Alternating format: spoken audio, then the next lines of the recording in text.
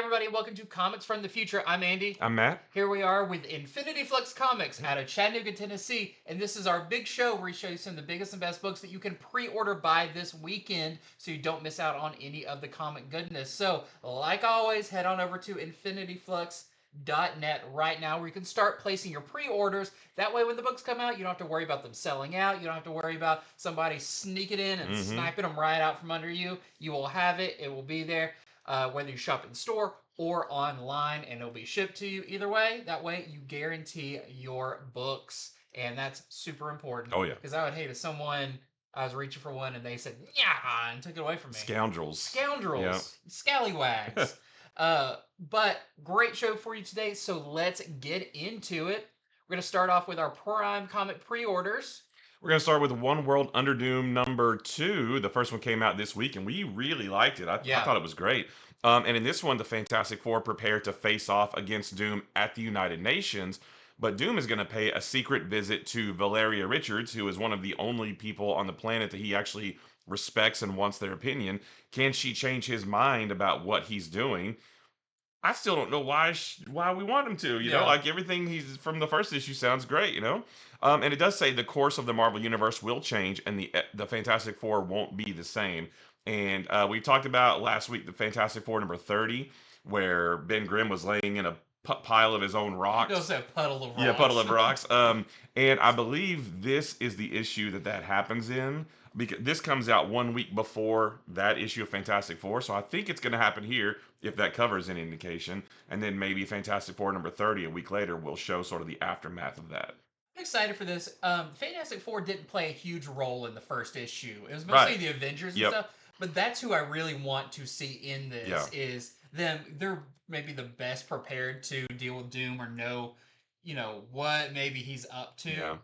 And I love in the Marvel Universe, Doctor Doom's relationship with Valeria Richards. Right. Like he is like the Godfather. Yeah, he's her godfather, I think. Yeah. And he if he loves anyone, it's her. Yep. And if you read that Doom one shot by Sanford Green and Hickman, she was like the one person that could like confront Doom. Yeah. And is the last person left. So I think this is awesome. I'm really excited about the direction this story's going. Yeah, so I can't wait for this. This is our A cover. We have an Alessandro Capuccio cover. There is a Lionel Francis Yu. It's called the Doomasaur. Dooma. There's a Marvel Comics Presents variant. There's another version of this, but I saw it online. But he's reading, I think the Doom like trade paperback or something like that. That needs to be an omnibus. That's what it looks like. Yeah, it's got a Marvel Comics cover. Okay. There's a NetEase Marvel Rivals variant. There's a RB Silva variant. That's your interior artist. And there's a Will Sliney variant. Very cool. Yeah. Also, really spotlighting the Thing. It's not looking good. Yep. Say goodbye to those rocks. Okay, next up, we have Deadpool Kills the Marvel Universe One Last Time. So if you're familiar with the now pretty classic Deadpool Kills the Marvel Universe by Cullen Bunn, Cullen Bunn is returning to that universe. So Deadpool has killed every hero in the Marvel Universe in the first volume, and it killed all of the heroes in another universe in the follow-up. There's also Deadpool Killustrated, Deadpool Kills Deadpool. There's been a lot of these, but this is kind of the closing chapter of the 3 Deadpool Kills the Marvel Universe that there has been. So once again, this is by Cullen Bunn. The art is by Dalibor Talajic. And in this one, Deadpool is going to not only kill the Marvel Universe, but the Marvel Multiverse. So it says you're going to see him go up against Werewolf Captain Americas, World-Breaking Hulks. You can see a little bit on the cover. I think that's Frankencastle on the left. It looks like he does have that big arm. At first I thought it was Punisher 2099, but it looks more like Frankencastle.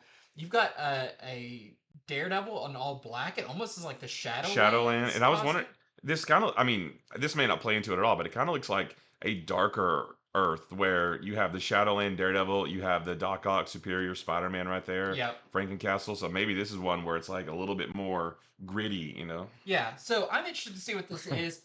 It's usually very violent and pretty dark, but Cullen Bunn does have a great sense of humor as well. And I think some of his Deadpool is some of my favorite Deadpool.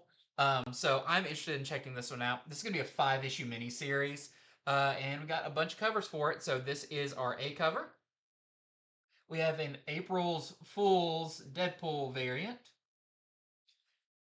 We have a homage variant, which is, I believe, to the first Deadpool Yeah, I think Kills so. the Yeah. Marvel Universe. We have a Greg Land variant, a Dan Panosian variant, which is really nice. I love seeing all the like Bucky's arm and the Silver Surfer Yeah. surfboard and all that. Very Maestro. Maestro had Oh all the yeah, artifacts. maybe he'll go up against Yeah. Maestro. And we have a Lionel Francis Yu foil variant, which is also an homage to, I forgot what cover that is. It's a Wolverine. Is it? And then a Deadpool one did that. Oh. Yep. Next up, we have Assorted Crisis Events #1. This is a new book from Image. This is written by Denise Camp, who is your writer on the Ultimates and the upcoming Absolute Martian Manhunter. The art is by Eric Zawodzki. This is going to be an ongoing anthology series, and it's described as Crisis on Infinite Earths if it happened to regular people.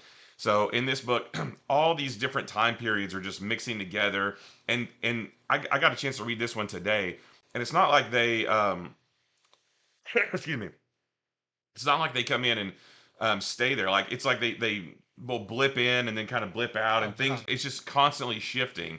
So you might have something like cavemen, medieval knights, and cyborg soldiers wandering the red light district. You're gonna have the 315 bus traveling through the Neolithic era. There's commuters on their way to work, and they get stuck in time loops and are assaulted by alternate reality versions of themselves. And that's actually mentioned in the first issue. And this first issue follows a girl named Ashley as she's kind of like navigating this whole thing. And this doesn't like by the time when you read this event has happened like a long time ago, and people are like used to it by now. And so she's kind of our POV character, and she just kind of telling us that yeah, I mean, she says that my parents disappeared a couple of years ago, and I hired a private investigator, and they they found evidence that they got zapped back to like 1860 or whatever, and it's just weird, and it's very unique though, but I say that in a good way. It's unique in a good way. That guy on the cover, he is in it a little bit. He's kind of like the linchpin of the whole thing, I think. But yeah, I mean, it's really neat. It's just like all these different, there's characters from all different time periods. There's like mutant looking guys next to medieval soldiers and all that kind of stuff. So it sounds really cool, and the first issue was great. So um, this is our A cover. We have a Stippen Morian variant, and there is a blank sketch variant.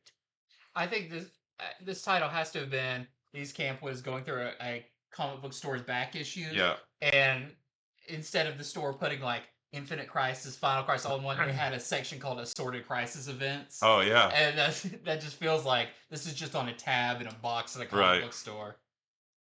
Well, next up, this one was a surprise because when we did our show on Wednesday, this was not there. But from Titan Comics, we are getting Solomon Kane, the Serpent Ring #1. So they kind of tease a lot of this after we've had Conan for a little while at Titan, and then we got the Black Stone miniseries, which kind of started to pull in some of the other Robert E. Howard characters, and now Solomon Kane is getting his own series. So if you don't know about Solomon Kane, he is a late 16th or early 17th century Puritan who wanders with no real destination in mind, fighting evil in all its forms. Very Hellboy-esque. I guess Hellboy was somewhat based on, Robert E. Howard characters where they never really had a destination. You just kind of picked up and they were wandering into a town, kind of that lone gunslinger type thing. But in this one, we don't have a whole lot of information. This is going to be written and drawn by Patrick Zurcher. And in this, it says Solomon Kane battles from the Barbary coast across southern Europe and to the canals of Venice as a band of rogues forms around him in their quest for the fabled Serpent Ring of Set. So sounds really cool. It's an ongoing series, and yeah, I'm very interested. I really like Solomon Kane. Yeah. He's I don't know, he's a kind of a goofy character. He's kind of a schlub. Yeah. Everything, but I actually like the movie. Did you ever see the movie? I saw parts of it and I liked it. Yeah. Yeah, it's not bad. But I'm excited to check this one out and to get more of the Robert E. Howard verse characters. So we've got a bunch of covers for this. We've got our A cover here. We have the one I'm definitely getting. This is the Mike Mignola cover, which, man, that's just looks like it should. We also have Feels right. feels right. Yeah. We have a Patrick Zercher cover, who is your writer and interior artist on the book. We have a Andrew McLean variant. So if you know Headlopper, Oh yeah. that's which I love that. I would love to see him tackle like a Conan or whatever. And then we have a Brereton variant as well. Here we All go. right, so this one is the Harley Quinn Fartacular Silent But Deadly one shot. And this is written by Joanne Starer, and the art is by Ted Brandt and Rose Stein. And the Harley Quinn books, all the solicitations are always narrated by her, and don't really make much sense as far as what the story is going to be. And this is one of those too. I don't really know what the story is, but it does say if you are grossed out by farts, this isn't the book for you. And this has gotten a little bit of notice around the community, but this comes out on March 26th, so it's kind of right in line with April Fool's Day. So if you're wondering like why are they doing this, it's just a fun one shot. They do them for Valentine's Day and Halloween and Christmas and that kind of thing. And now we're getting a silly book for April Fool's Day. I don't know if it's just one. I think it's just a one Yeah, shot. I was gonna say I didn't know if it was like an anthology. Yeah. I'm not sure about that. No, with just one writer and one artist on it, I would Oh, say you're it's probably probably right. just Yeah, one story. yeah. So just a one shot of this. I don't Yeah. know how much of this is gonna be in the book, but yeah, just letting you know that it's out there. It's So out there and floating in the air, silent but deadly. yeah, sure is. So we have our that's our A cover. We have an Amanda Connor cover, and then there's a Ben Caldwell cover. I do love all the beans on that cover. Yeah, That's great. magical fruit. And I love seeing Amanda Connor draw Harley Quinn Yeah. because that's one of my favorite runs of Harley Quinn. Next up, we have a new book called Dark Pyramid. This is from Mad Cave. This is by Paul Tobin, and the art is by PJ Holden. This sounds really cool. This is about Hooky Hidalgo, who is kind of an adventure YouTuber. Come on, guys, we're going to go explore Yeah. this thing. Which sometimes I really like those. Yeah. But this one's really cool because it almost gives me like a At the Mountains of Madness twist to it. So he goes missing while climbing Mount Denali in Alaska. And then when his girlfriend Becca kind of follows in his footsteps to try to find him, she gets to the base camp, and I'm not sure how, but it says she learns a mystery at the heart of Denali itself, a dark pyramid, silent and waiting. So I don't know if maybe she finds like a cave system that leads to the interior of the mountain or whatever, but what is this mysterious dark pyramid? Will Becca or Hookie's tons of fans be able to find him, or will they also be swallowed up by the mountain? So it sounds like he's got a fan base. It's like we're gonna go look for him too. Yeah. And then there's your cannon fodder. They just keeps compiling. Now we're gonna look for those guys, and we're gonna look for those guys. Yep. So I think this sounds really cool. I can't wait to read this because it just sounds, the kind of dark, scary mystery, unseen things, all my cup of tea. So we've got our cover here by PJ Holden. That's your interior artist. And we have a John McCrae variant as well, which looks like there's another creepy thing hanging off of that pyramid. Yeah, I wouldn't want to see that.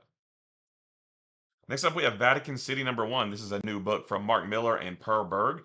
And this one sounds interesting. The world has been overrun by a vampire apocalypse, and everyone is dead except for the 2,000 tourists that are safe behind the walls and holy relics of Vatican City. And the vampire, they are gathering in just droves on the outside of those walls.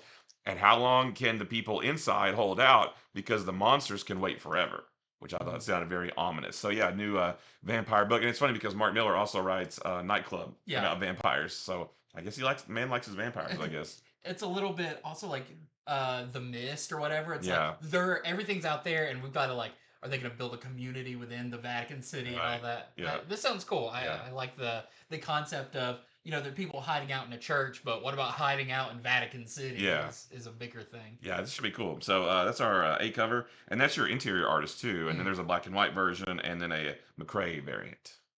I guess that's one of the vampires eating Eating. the city. Yeah, Wow, he's watch out really for bad. him. Yeah. Okay, next up is Aquaman number 3.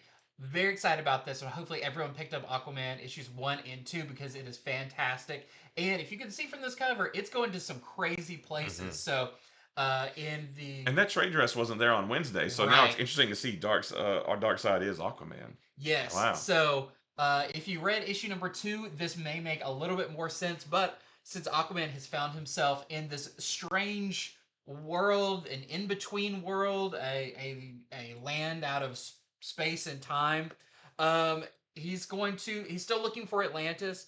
And it says a temptation draws Aquaman to new depths as a new villain joins the fray.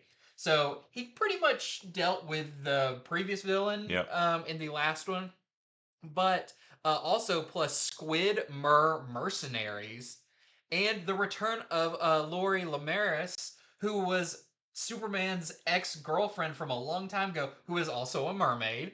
It says is on the prowl, so I didn't know she maybe is bad now. I'm not sure. Will Aquaman find Atlantis or step one step closer to the darkness of Darkseid? I think this is cool because, like, it started out, it's like, oh, cool, it looks like it's going to be related to that stuff. And then it's like, this looks really related to the Yeah. stuff going on with Darkseid and the Omega symbols in the eyes and Darkseid and this is really cool. Yeah, it's cool that they're doing all this stuff in. It's kind of like what you've said about Challengers of the Unknown. It's like, wow, who would have thought that they're dealing with big stuff in Challengers of the Unknown, and kind of the same thing for Aquaman. Like the biggest stuff is happening in a couple different books that you wouldn't expect. Yeah, so I am so excited about this. One of my favorite books coming out easily. So cool. So we've got our A cover here. We also have a Tula Lotte variant, a Gavin Guidry variant. Very cool. Reminds me very like Chris Samney. Yeah. We also have a Sweeney Boo variant and a Jenny Frison International Women's Day cover with Mara. Next up is Absolute Superman number 5. We talked about this, I think, last week. Yeah. But then the date got pushed up or pushed back a week. So if you pre-ordered last week, no worries, your orders are still good. But if you didn't, now you've got a little bit of extra time. It says that you should brace yourself for a heartbreaking tale of the final fate of Krypton. And we saw in issue number 3, that whole issue was about young Kal-El on Krypton. And I really like the end of that because he said, "Oh, you're going to send me off to another planet," and they said, well, "Yeah, but we're going to come with you." His parents said that, so maybe we're going to see like the planet actually being destroyed there. It says that Kal-El's life with his parents in the rural redlands of Krypton is a happy one, but that entire existence is suddenly threatened, and the elves have no choice but to make a stand and fight for the truth. So it sounds like maybe this is the final days of Krypton. I guess maybe we will see the planet explode here, and maybe we'll learn like what happened to his parents, because I think we're gonna get some answers to those last moments of like, did he manage to get away by himself? Yeah, did they go with him, or were they held behind for some reason? Did they die on Krypton and didn't make it to Earth? I don't know, but I'm really excited to find out. And is that the ship we saw? Is that the one that he gets to Earth in? Right. Or I don't know, but that's what's so great about this series is the questions it sets up are really interesting questions. Yep. So that's our A cover there. No, yeah, that's our A cover. There's a Sean Gordon Murphy variant, which looks great, and there's a Jay Lee variant also. Very cool. I love the robot's face down there. That's creepy. He's terrified. He's a little too human with like teeth and stuff. Next up, we've got Absolute Batman. So we got a Superman and Batman on this one. This is the conclusion to the first story arc. So the first story arc, the zoo, kind of our introduction to Absolute Batman, narrated by Alfred and all of that. That is coming to a close of the first story, not the entire series. We need to keep saying that. Yeah, these are all ongoing. Yeah. Absolute Batman, Superman, Wonder Woman, all ongoing series. So this is supposed to set up big elements that are going to play out in the second story arc. I don't know if that means the second story arc, which is going to be our couple issue Mr. Freeze story, or the one after that. But either way, super cool. And it also does mention Nigma, Waylon, Harvey, Oswald, all of the friends of Bruce Wayne growing up who we know in the, let's call it the 616, Yeah. the Earth 1 Prime Earth, we know become villains.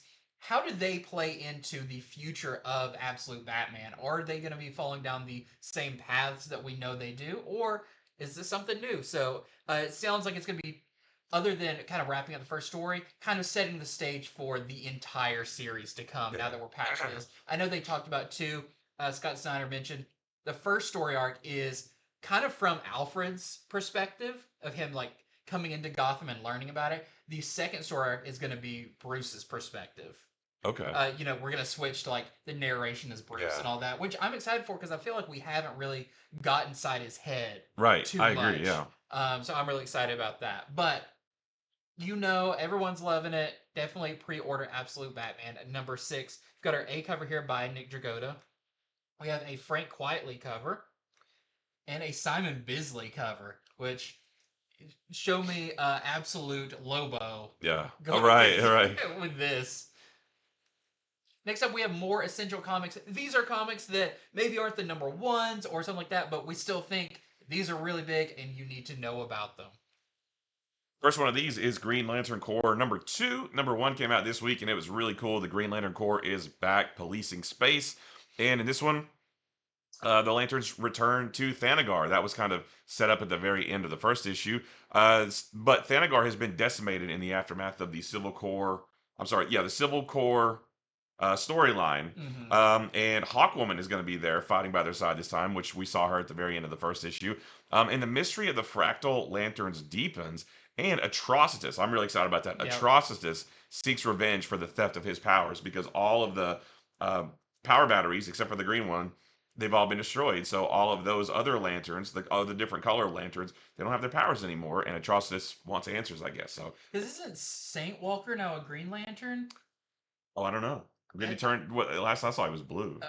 Yeah, but now that there's no blue, right? There's no anything. Well, there is though. The emotional like power is still there, but like anybody can manifest kind of it unstable now. Right? It's unstable. Yeah.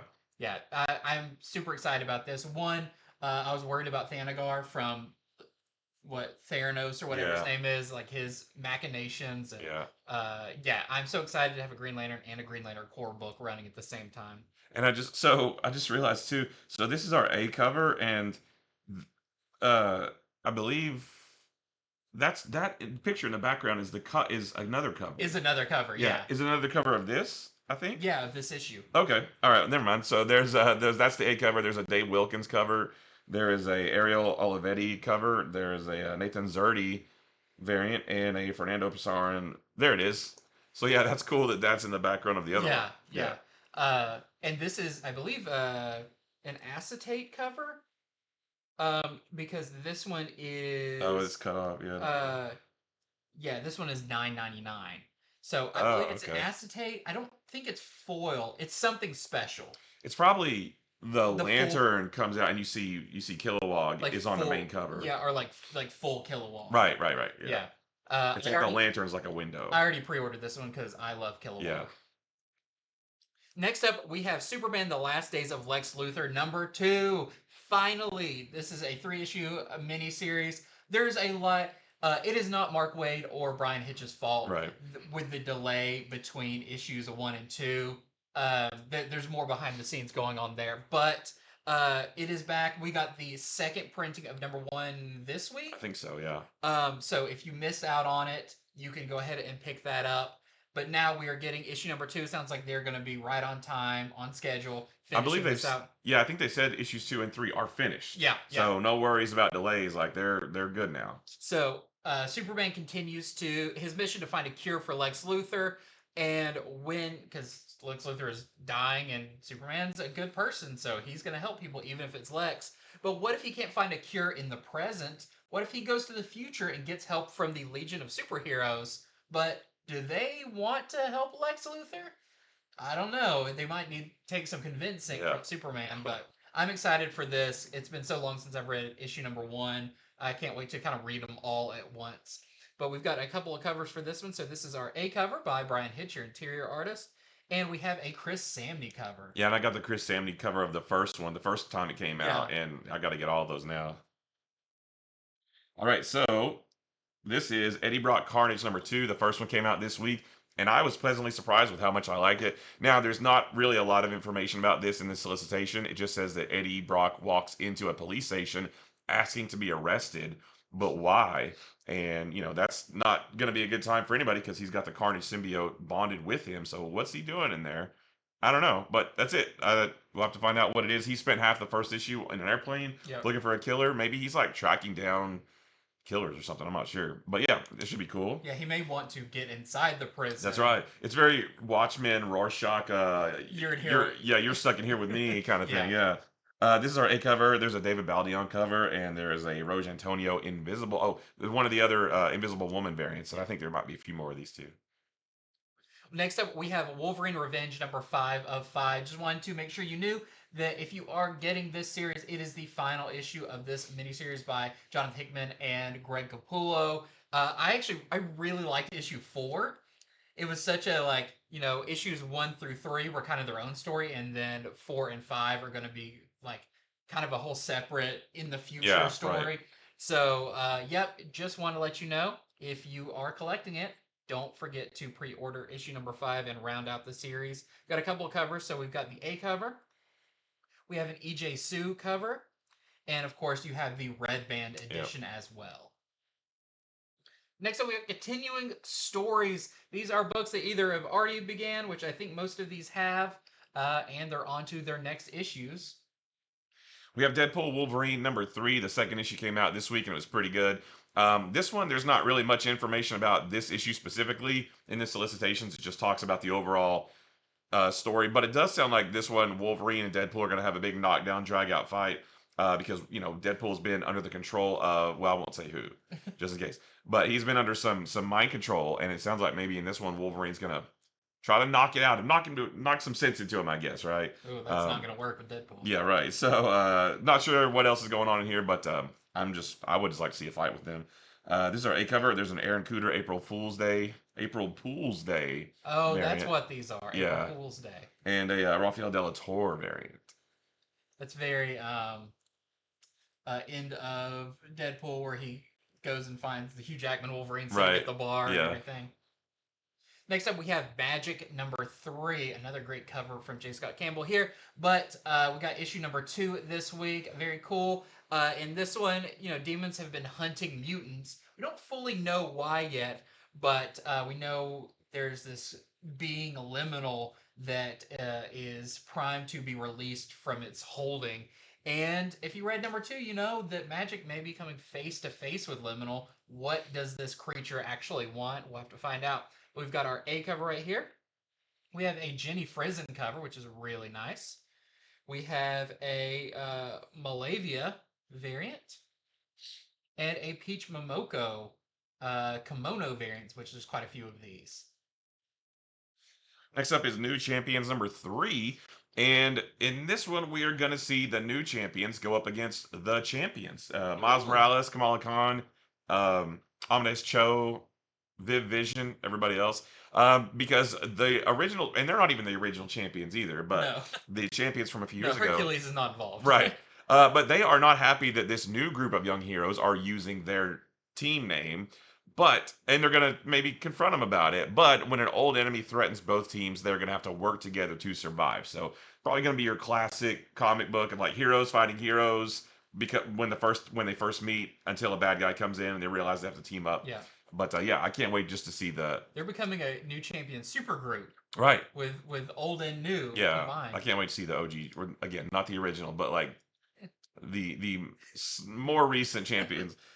This is our A cover. There's a Derek Chu Viv Vision variant. I love her. There's a Humberto Ramos reunion variant. I love that one. And no young Cyclops. Right. Yeah, unfortunately. And then there's a Peach Momoko kimono variant. Next up, we have the Hive issue #2.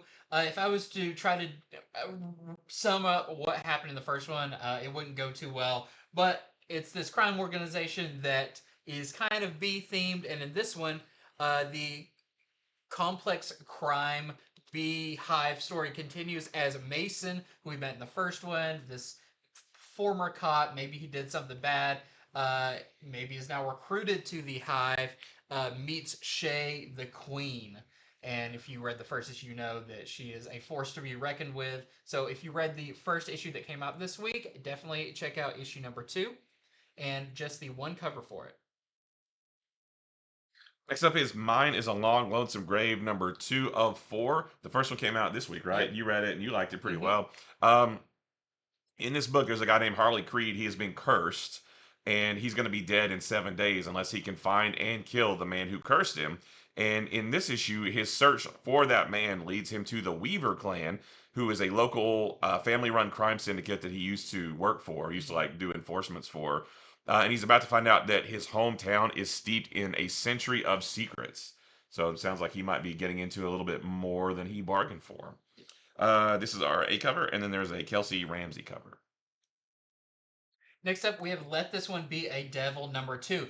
So this week, or coming up this coming week on Monday, we will be going over issue number 1 of this by James Tynion. So he had his Blue Book series, which was kind of alien based, and this is a true weird story. This is going to be more cryptozoological based, and this first story arc is about the Jersey Devil. I've already kind of skimmed through the first issue, but it is kind of setting up the origin story of the Jersey Devil. And we've got issue number 2 here. And this one just says, at the scene of the unholy birth in 1735, the Leeds family confronts the demonic monster in their midst. So yeah, I'm very excited to read these. I like this more than the Alien stories because I felt like I've read a lot of Alien stories, but they have some of these cryptid stories. I hope they keep going with these. And I don't remember how many issues this first mini series is, but it's like 4 or 5 maybe that cover the Jersey Devil. So we've got our A cover here, and we have a Kowalski variant, which is your interior artist as well. Next up, we got Cover Gallery. These are just some really cool covers we wanted to make sure you did not miss out on. We've got this Action Comics number 1084 Jay Lee variant and the Howard Porter Courtside variant. You said there's going to be some more of these, right? I believe so, but this is our first one. But if you see in the bottom right corner, it says Courtside. So I'm interested to see. I think this could be a really fun idea with a lot of these. Yeah. Next up, we have this is Batman and Robin number 19, the Juan Ferreira variant. I just thought it was cool because it's got cool, scary tentacles. Yeah. This is Geiger number 12. This is the Gary Frank and Brad Anderson design wraparound variant. But I don't know what would be on the back. It's a good question. I would think it would be like. Oh, maybe it's you're right. Maybe. But then it would be like he's like cut in half. It's like one half and his back. I don't know. I'm not sure. Yeah. Maybe it's the same thing again. Maybe it's just the other side of him. You see his front and the back. Oh yeah. That would be kind of redundant. Next up, I wanted to show these off, not because there's anything to see, but Transformers number 18 is going to have 2 spoiler variants. I'm not sure. There was a big thing that happened at the end of the previous issue, a character reveal that I'm not sure maybe is going to be on the cover of these or whatever, but it does seem like something big's going to happen in this issue.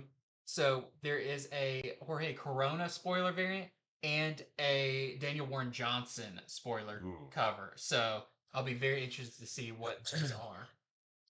Next, we have Avengers number 24. This is the Marvel Rivals, the NetEase Marvel Rivals variant with Jeff the Landshark. And there's people who play Jeff, the strategy is they suck you up in a whirlpool or whatever, or they like get you and they go to an edge and they spit you over the edge. That sounds fun. And it's real rude. There's also a Peach Momoko Kimono variant. And next up, we have Cable, Love, and Chrome. This is the April Fool's Day variant. And I love this. It's like we've got Marvel t-shirts and it's a bunch of, it's like an old ad. Yeah. So yeah, very, very cool cover. And then we have Psylocke number 5. Just wanted to show you this awesome Ben Harvey variant. And you've liked the series so far. Yeah, so yeah, very cool. Next up, we got Bookshelf. These are big old books that you can read and put on your shelf. I think you've done that a couple of times. I got a couple. Yeah, I got a couple on my shelf. Yeah. Starting with the In Saga trade paperback. This is really interesting, and I feel like this is a I don't know if they're going to do any more of these, But so this collects Absolute Power number 4, DC All In Special number 1, Justice League Unlimited number 1, Batman 153, Wonder Woman 14, and Superman 19. This is like the first books of the All In Yeah. era, but it It's a feels. good sampler book for the I all-in guess era. that's Yeah. what they're trying to do with this. It almost made me feel like if they went forward, it would be like those X-Men ones that were like they collect one issue of each thing Yeah. going forward. I I'm really not. like that too. That's how Yeah, I read the whole Dawn of X yeah, all the way up to Ten of Swords. I read those trades, and it was cool because you got to read them as they came out, and you got yeah. to experience that like that. So I like that. So I don't know if it's going to be that. It has the one in the corner, but I think that's just because they use the regular cover of the DC All In Yeah. special. But I think it's cool, and it's a great. This will be great if people are like, "What's all this All In stuff?" To like hand them this and be like, Yeah. "You read this, you'll get the idea of the Dark Side story and everything there."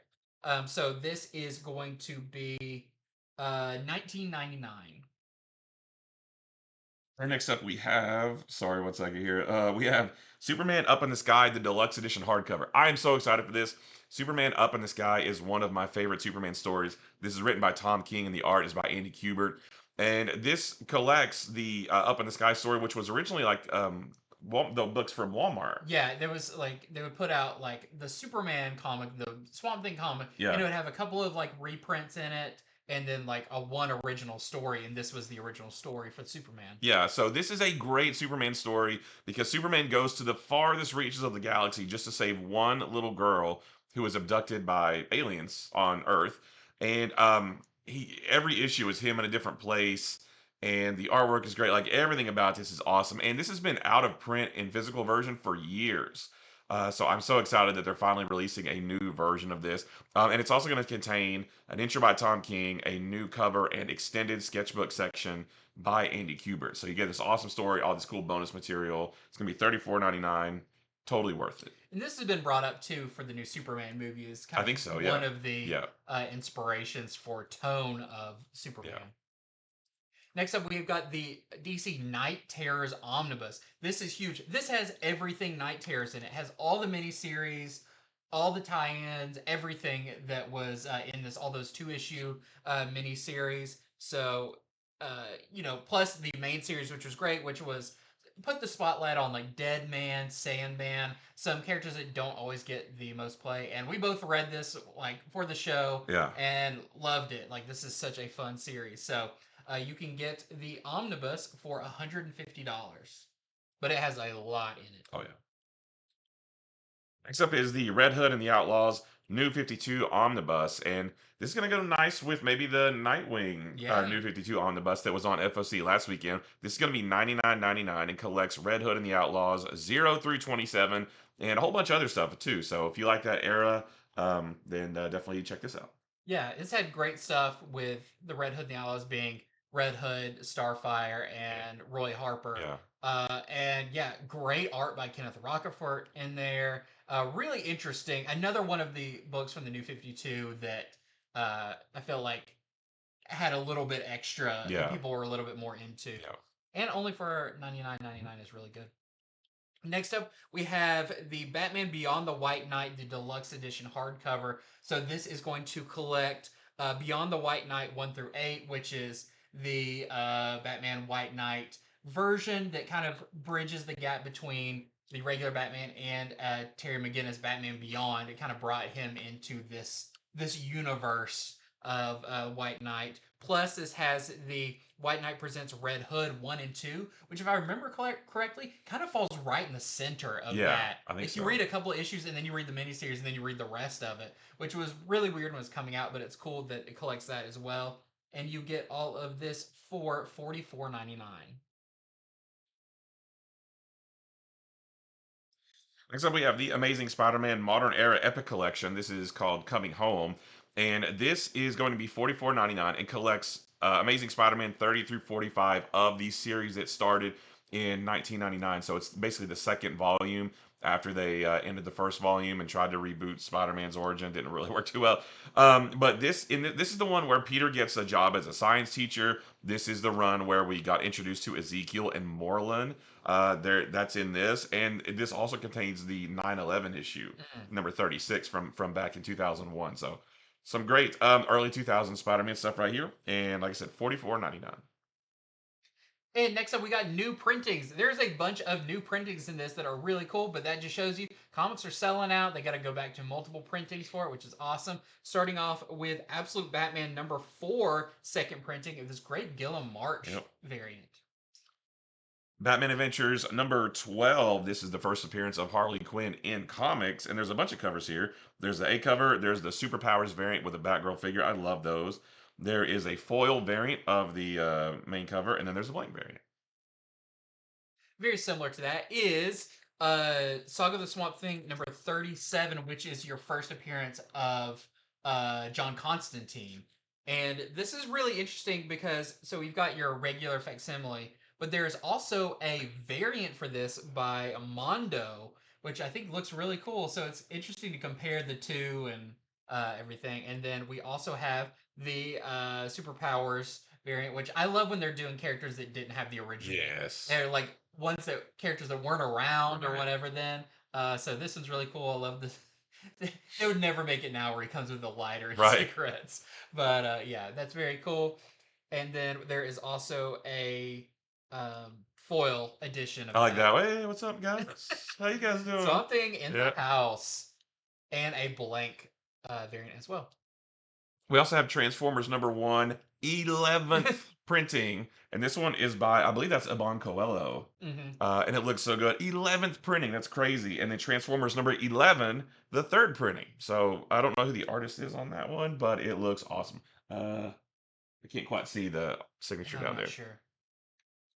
And I had to put this one in. This is Void Rivals number 1, 11th printing of Void Rivals, which is awesome. And I'm getting this one. This is the Ryan Otley cover. Oh, yeah, nice. So, of course, I've got to get it because I get everything Ryan Otley does. And this is the second print of Bug Wars number 1. The first issue came out this week. It's already sold out at the distributor level, so it's already going back for a second print. We both really loved it. Honey, I Shrunk the Kids meets Conan the Barbarian. And the second issue is really good too. Can't wait to see this world build out.